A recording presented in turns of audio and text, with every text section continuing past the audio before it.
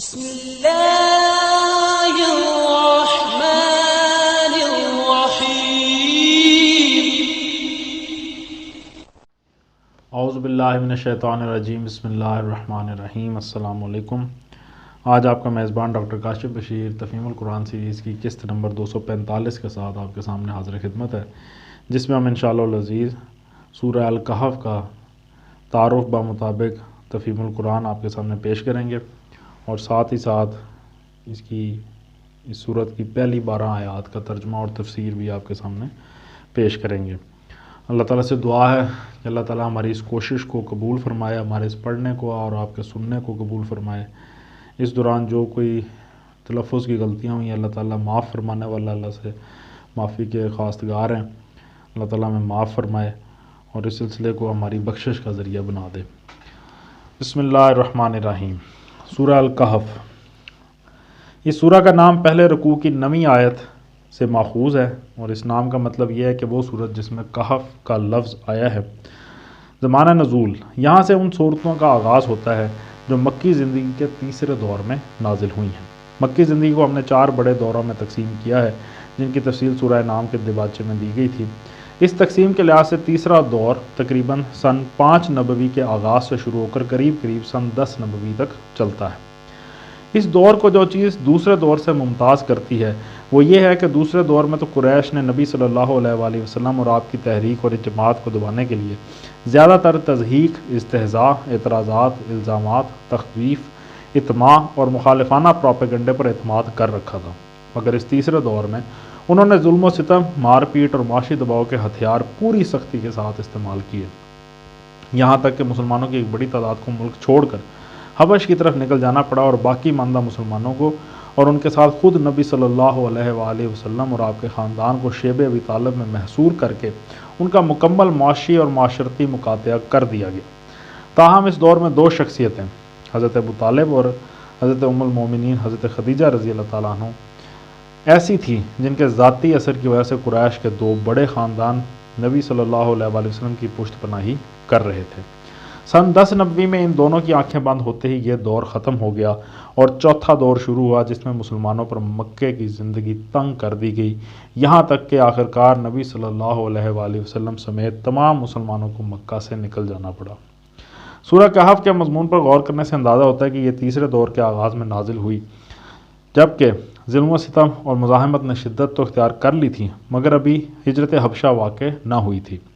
اس وقت جو مسلمان ستائے جا رہے تھے ان کو اصحاب کہف کا قصہ سنایا گیا تاکہ ان کی ہمت بندھے اور انہیں معلوم ہو کہ اہل ایمان اپنے ایمان بچانے کے لیے اس سے پہلے کیا کچھ کر چکے ہیں۔ یہ سورہ مشرکین مکہ کے 3 سوالات کے جواب میں نازل ہوئی ہے جو انہوں نے نبی صلی اللہ علیہ وآلہ وسلم کے امتحان لینے کے لیے اہل کتاب کے مشورے سے آپ کے سامنے پیش کیے تھے۔ ایک یہ کہ اصحاب کہف کون تھے، دوسرا قصہ خضر کی حقیقت کیا ہے، اور ذوالقرنین کا کیا قصہ ہے۔ یہ تینوں قصے عیسائیوں اور یہودیوں کی تاریخ سے متعلق تھے، حجاز میں ان کا کوئی چرچا نہ تھا، اسی لیے اہل کتاب نے امتحان کی غرض سے ان کو انتخاب کیا تھا تاکہ یہ بات کھل جائے کہ واقعی محمد صلی اللہ علیہ وآلہ وسلم کے پاس کوئی غیبی ذریعہ علم ہے یا نہیں۔ مگر اللہ تعالیٰ نے صرف یہی نہیں کہ اپنے نبی کی زبان سے ان کے سوالات کا پورا جواب دیا، بلکہ ان کے اپنے پوچھے ہوئے تینوں قصوں کی پوری طرح اس صورتحال پر بھی چشمہ کر دیا جو اس وقت مکہ میں کفر و اسلام کے درمیان درپیش تھی۔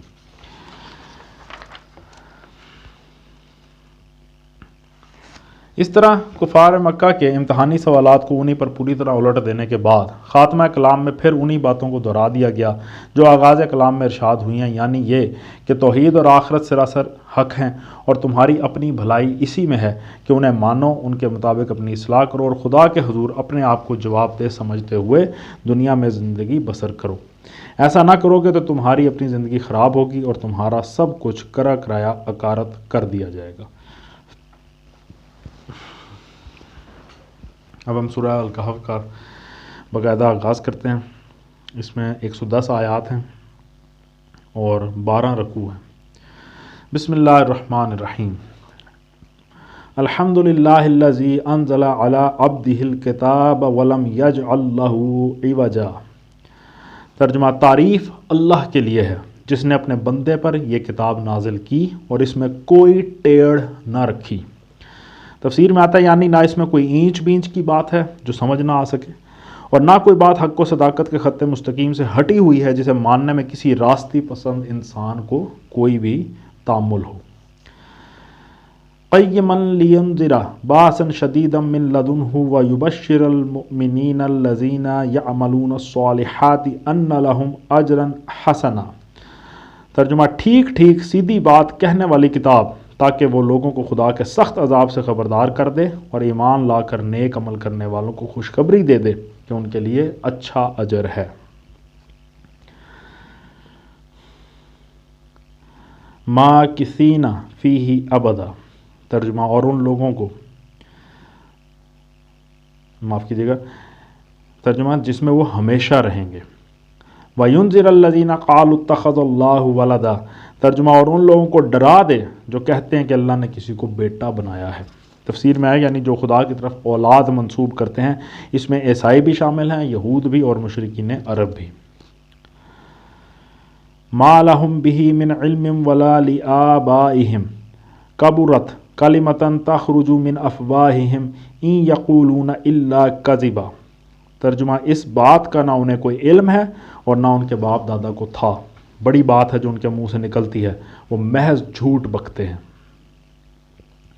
تفسیر میں آیا یعنی ان کا یہ قول کہ فلاں خدا کا بیٹا ہے یا فلاں کو خدا نے بیٹا بنا لیا ہے، کچھ اس بنیاد پر نہیں ہے کہ ان کو خدا کے ہاں اولاد ہونے یا خدا کے کسی کو متبنہ بنانے کا علم ہے، بلکہ محض اپنی عقیدت مندی کے غلو میں وہ ایک من مانا حکم لگا بیٹھے ہیں اور ان کو کچھ احساس نہیں کہ وہ کیسی سخت گمراہی کی بات کر رہے ہیں، اور کتنی بڑی گستاخی اور افترا پردازی ہے جو اللہ رب العالمین کی جناب میں ان سے سرزد ہو رہی ہے۔ فَلَعَلَّكَ بَاخِعٌ نَفْسَكَ عَلَىٰ آثَارِهِمْ إِن لَّمْ يُؤْمِنُوا بِهَٰذَا الْحَدِيثِ أَسَفًا۔ ترجمہ اچھا تو اے محمد صلی اللہ علیہ وآلہ وسلم، شاید تم ان کے پیچھے غم کے مارے اپنی جان کھو دینے والے ہو اگر یہ اس تعلیم پر ایمان نہ لائے۔ تفسیر میں آتا ہے یہ اشارہ ہے اس حالت کی طرف جس میں اس وقت نبی پاک صلی اللہ علیہ وآلہ وسلم مبتلا تھے۔ اس سے صاف معلوم ہوتا ہے کہ آپ کو رنج ان کی تکلیفوں کا نہ تھا جو آپ کو اور آپ کے ساتھیوں کو دی جا رہی تھی، بلکہ جو چیز آپ کو اندر ہی اندر کھائے جا رہی تھی وہ یہ تھی کہ آپ اپنی قوم کو گمراہی اور اخلاقی پستی سے نکالنا چاہتے تھے، اور وہ کسی طرح نکلنے پر آمادہ نہ ہوتی تھی۔ آپ کو یقین تھا کہ اس گمراہی کا لازمی نتیجہ تباہی اور عذاب الہی ہے۔ آپ ان کو اس سے بچانے کے لیے اپنے دن اور راتیں ایک کیے دے رہے تھے، مگر انہیں اصرار تھا کہ وہ خدا کے عذاب میں مبتلا ہو کر ہی رہیں گے۔ اپنی اس کیفیت کو نبی پاک صلی اللہ علیہ وآلہ وسلم خود ایک حدیث میں اس طرح بیان فرماتے ہیں کہ میری اور تم لوگوں کی مثال اس شخص کی سی ہے جس نے آگ جلائی روشنی کے لیے، مگر پروانے ہیں کہ اس پر ٹوٹے پڑتے ہیں جل جانے کے لیے۔ وہ کوشش کرتا ہے کہ یہ کسی طرح آگ سے بچیں، مگر پروانے اس کی ایک نہیں چلنے دیتے۔ ایسا ہی حال میرا ہے کہ میں تمہیں دامن پکڑ پکڑ کر کھینچ رہا ہوں اور تم ہو کے آگ میں گرے پڑتے ہو۔ بخاری و مسلم میں یہ حدیث آئی ہے۔ اس آیت میں بظاہر تو بات اتنی ہی فرمائی گئی ہے کہ شاید تم اپنی جان ان کے پیچھے کھو دو گے، مگر اس میں ایک لطیف انداز سے آپ کو تسلی بھی دے دی گئی کہ ان کا ایمان نہ لانے کی ذمہ داری تم پر نہیں ہے، اس لیے تم کیوں اپنے آپ کو رنج و غم میں گھلائے دیتے ہو؟ تمہارا کام صرف بشارت اور انذار ہے، لوگوں کو مومن بنا دینا تمہارا کام نہیں ہے، لہٰذا تم بس اپنا فریضہ تبلیغ ادا کیے جاؤ، جو مان لے اسے بشارت دے دو اور جو نہ مانے اسے برے انجام سے متنبہ کر دو۔ اِنَّا جَعَلْنَا مَا عَلَى الْأَرْضِ زِينَةً لَهَا لِنَبْلُوَهُمْ أَيُّهُمْ أَحْسَنُ عَمَلًا وَإِنَّا لَجَاعِلُونَ مَا عَلَيْهَا صَعِيدًا جُرُزًا۔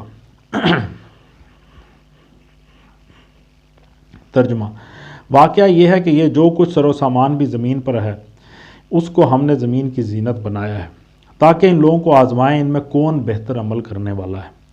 آخر کار اس سب کو ہم ایک چٹیل میدان بنا دینے والے ہیں۔ تفسیر میں آتا ہے پہلی آیت کا خطاب نبی پاک صلی اللہ علیہ وآلہ وسلم سے تھا، اور ان دونوں آیتوں کا روح سخن کفار کی جانب ہے۔ نبی صلی اللہ علیہ وآلہ وسلم کو ایک حرف تسلی دینے کے بعد آپ کے منکرین کو مخاطب کیے بغیر یہ سنایا جا رہا ہے کہ یہ سر و سامان جو زمین کی سطح پر تم دیکھتے ہو، جس کی دل فریبیوں میں تم فریفتہ ہو، یہ ایک عارضی زینت ہے جو محض تمہیں آزمائش میں ڈالنے کے لیے ہے۔ تم اس غلط فہمی میں مبتلا ہو کہ یہ سب کچھ ہم نے تمہارے عیش و عشرت کے لیے فراہم کیا ہے، اس لیے تم زندگی کے مزے لوٹنے کے سوا اور کسی مقصد کی طرف توجہ نہیں کرتے، اور اسی لیے تم کسی سمجھانے والے کی بات پر کان بھی نہیں دھرتے۔ مگر حقیقت یہ ہے کہ یہ سامان عیش نہیں بلکہ وسائل امتحان ہیں، جن کے درمیان تم کو رکھ کر یہ دیکھا جا رہا ہے کہ تم میں سے کون اپنی اصل کو فراموش کر کے دنیا کی ان دل فریبیوں میں گم ہو جاتا ہے، اور کون اپنے اصل مقام بندگی رب کو یاد رکھ کر صحیح رویے پر قائم رہتا ہے۔ جس روز یہ امتحان ختم ہو جائے گا اسی روز یہ بساط عیش الٹ دی جائے گی اور یہ زمین ایک چٹگل میدان کے سوا کچھ نہ رہے گی۔ ام حسبت ان اصحاب الکہف والرقیم کانوا من آیاتنا عجبا۔ ترجمہ، کیا تم سمجھتے ہو کہ غار اور کتبے والے ہماری کوئی بڑی عجیب نشانیوں میں سے تھے؟ غار عربی زبان میں کہف وسیع غار کو کہتے ہیں، اور غار کا لفظ تنگ کھو کے لیے استعمال ہوتا ہے، مگر اردو میں غار کہف کا ہم معنی ہے۔ اور کتبے والے تفسیر میں آتا ہے، الرقیم کے معنی میں اختلاف ہے۔ بعض صحابہ و تابعین سے منقول ہے کہ یہ اس بستی کا نام ہے جہاں یہ واقعہ پیش آیا تھا، اور وہ ایلا یعنی عقبہ اور فلسطین کے درمیان واقع تھی۔ اور بعض قدیم مفسرین کہتے ہیں کہ اس سے مراد وہ کتبہ ہے جو اس غار پر اصحاب کہف کی یادگار میں لگایا گیا تھا۔ مولانا ابوالکلام آزاد نے اپنی تفسیر ترجمان القرآن میں پہلے معنی کو ترجیح دی ہے، اور یہ خیال ظاہر کیا ہے کہ یہ مقام وہی ہے جسے بائبل کی کتاب یشوع باب نمبر 18 آیت نمبر 27 میں رقم یا راکم کہا گیا ہے۔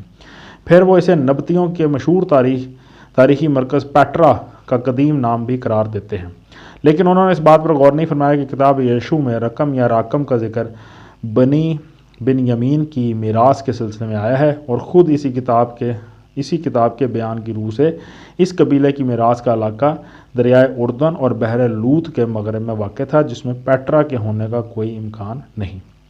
پیٹرا کے کھنڈر جس علاقے میں پائے گئے ہیں اس کے اور بنی بن یمین کی میراث کے درمیان تو یہودا اور ادومیہ کا پورا علاقہ حائل تھا۔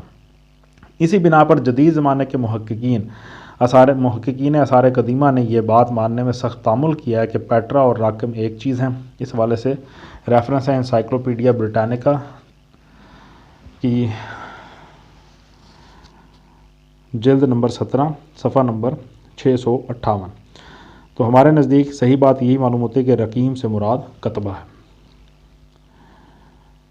ہماری کوئی بڑی عجیب نشانیوں میں سے تھے، تفسیر میں آتا ہے یعنی کیا تم اس خدا کی قدرت سے جس نے زمین و آسمان کو پیدا کیا اس بات کو کچھ بعید سمجھتے ہو کہ وہ چند آدمیوں کو 200-300 برس تک سلائے رکھے اور پھر ویسا ہی جوان و تندرست جگا اٹھائے جیسے وہ سوئے تھے؟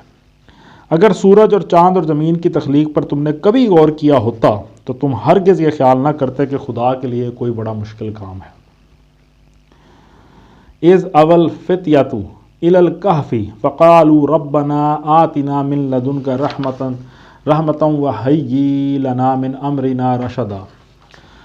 ترجمہ، جب وہ چند نوجوان غار میں پناہ گزین ہوئے اور انہوں نے کہا اے پروردگار ہم کو اپنی رحمت خاص سے نواز اور ہمارا معاملہ درست کر دے۔ فضربنا علی آذانہم فی الکہف سنین عددا۔ ترجمہ، تو ہم نے انہیں اسی غار میں تھپک کر سالہ سال کے لیے گہری نیند سلا دیا۔ ثم بعثناہم لنعلم ای الحزبین احصی لما لبثوا امدا۔ ترجمہ، پھر ہم نے انہیں اٹھایا تاکہ دیکھیں ان کے 2 گروہوں میں سے کون اپنی مدت قیام کا ٹھیک شمار کرتا ہے۔